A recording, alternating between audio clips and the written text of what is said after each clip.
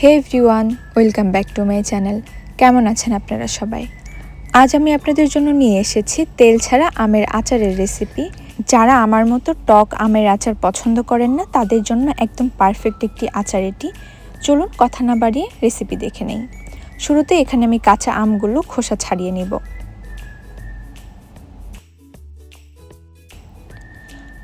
আমগুলো এভাবে কেটে নিতে হবে, ছোট ছোট করে কেটে নিতে হবে, খুব বেশি মোটা করে কাটা যাবে না।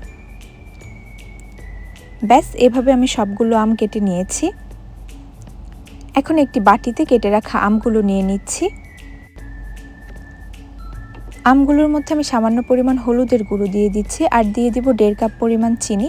আমি এখানে 4টি আমের জন্য 1.5 কাপ পরিমাণ চিনি নিয়েছি। আপনারা আমের পরিমাণ বুঝে চিনি কম বেশি করে নেবেন। চিনি দেওয়ার পরে হাত দিয়ে ভালোভাবে মেখে 1 ঘন্টার জন্য আমি এগুলো রেখে দিব। আচারে দেওয়ার জন্য আমি একটি মশলা বানিয়ে নিব। মশলার জন্য এখানে কিছুই না, শুধু 5 ফোড়ন আর শুকনো মরিচ দিয়ে নিয়েছি। এগুলো ভালোভাবে টেলে নিতে হবে।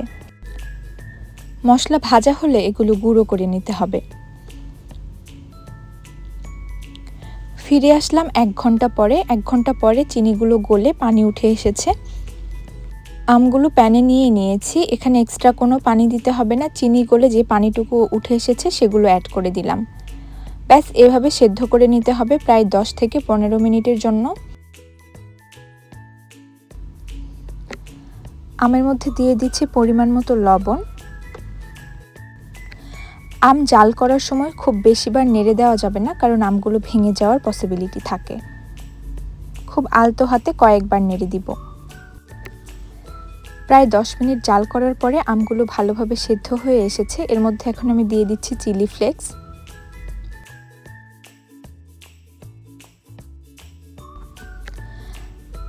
আর যে মশলা রেডি করে রেখেছিলাম সেগুলো দিয়ে দিচ্ছি। ব্যাস এভাবে আরও 5 মিনিট রান্না করে নিতে হবে, তাহলেই তৈরি হয়ে যাবে মজাদার আমের বার্মিজ আচার। আপনারা এটি বাসায় অবশ্যই ট্রাই করবেন, আশা করছি আপনাদের অনেক বেশি ভালো লাগবে।